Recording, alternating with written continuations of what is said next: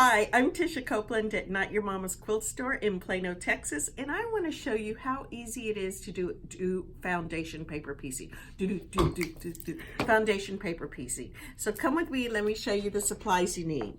First off, you need Carol Doak's foundation paper, and this is really the kind of paper that we used to have our old big chiefs with. Remember from school? It's newsprint, so it's a little bit softer. It goes through all printers very easily, so you can put it through a laser jet, an inkjet, a dot matrix. Girl, if you're still working with a dot matrix, you need to come up to the new centuries. But you can put it through any of those printers and it'll come through just great. You need your pattern, which you have copied on to your Carol Doak paper. A glue stick is very helpful just to get you started. You need an add a quarter ruler, and what this add a quarter ruler is it has a little seam right here, a ledge, that when you put it against the edge of your pattern, it's going to give you a 1/4 inch seam allowance for you to cut. So I will be explaining that later. This is called a add a quarter ruler. And then you need your fabric, and your patterns normally tell you how much fabric you need and what sizes you need. Okay, so I've got my pattern here, and your pattern will always tell you in which order you're going to sew and put your fabric on. So this is number 1, number 2, and number 3. I'm going to put my fabric right there, and what you do is you work on the back side of the paper because you're going to stitch on the lines that you can see.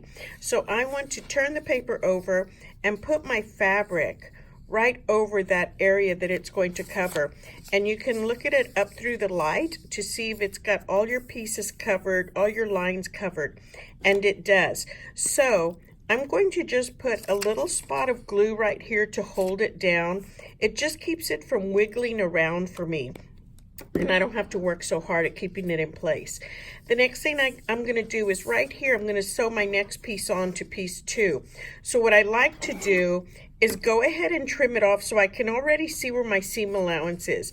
This is not required to do it like this. This is how I like to do it, okay? So if you don't like to do it like that, that's fine. It's not a rule.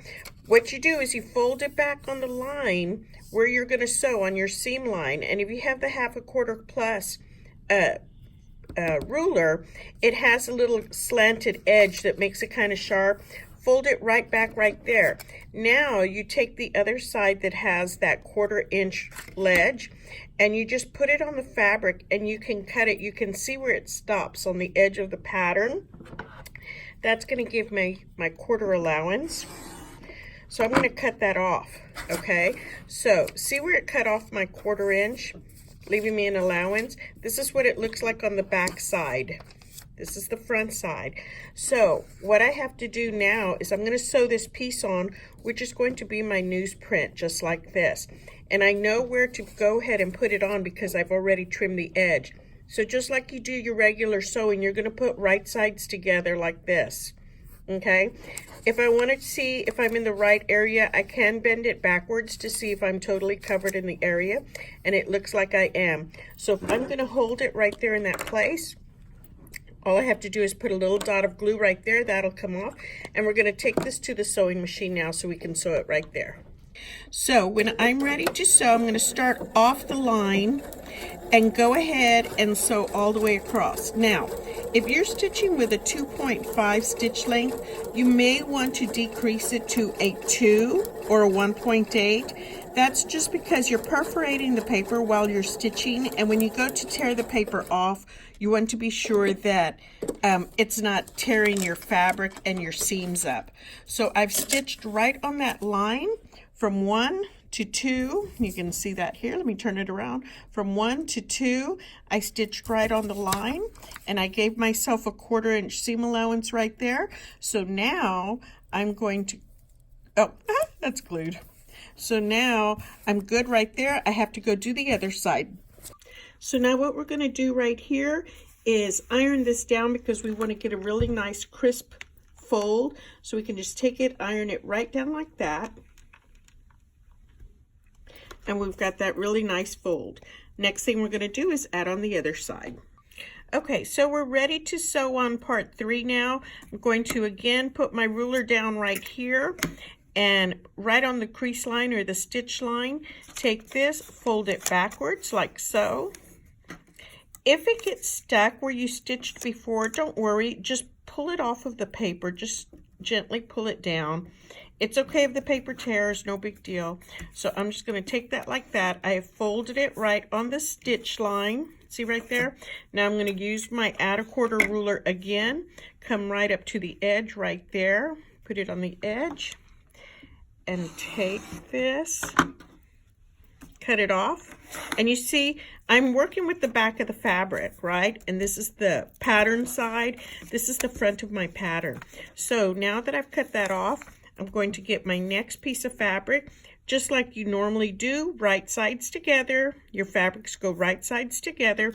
You can hold it in place. You can glue it in place if you want to, or you can pin it in place, which I like to do. Okay, so I'm going to take that back to the sewing machine. So I'm going to go ahead and stitch right on that stitch line again.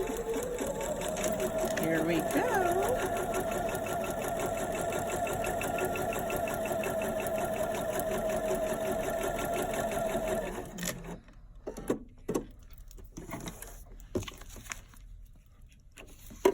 Got it there.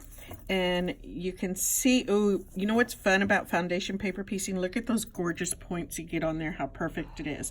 So now we're going to iron this, and then I'm going to show you how to trim it up. So here we are, we've got our pieces like this, but you obviously can't put this in your pattern when it's all like that. So we're going to trim up the edges so that it's nice and neat. And that's where this little dotted line right here that is your 1/4 inch seam allowance comes in. So I'm going to go ahead, line up my ruler with the 1/4 inch seam allowance. You can also do this with a regular ruler right there. You don't have to have this one for it.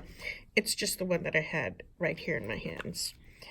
So trim all of that up, go all the way around.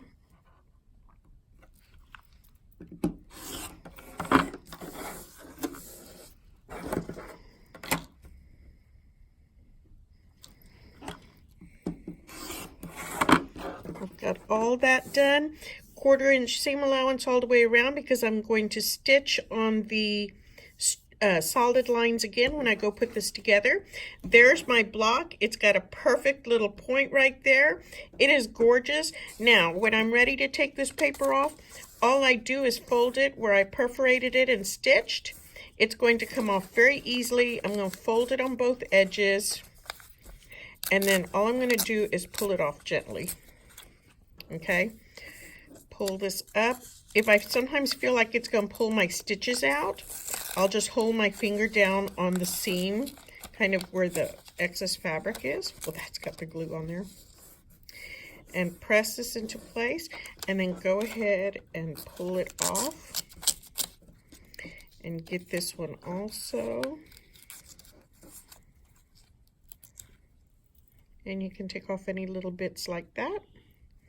And it's right there. I've got my 1/4 inch seam allowance on both sides, all the way around, and this is ready to use. So that's how easy foundation paper piecing is, and you can do this at home too. So I'm Tisha Copeland. Thanks for watching this. If you have any questions, give us a call or ask on YouTube or Facebook or any of those. And if you like this quick tutorial, give me a thumbs up. Thanks. Bye.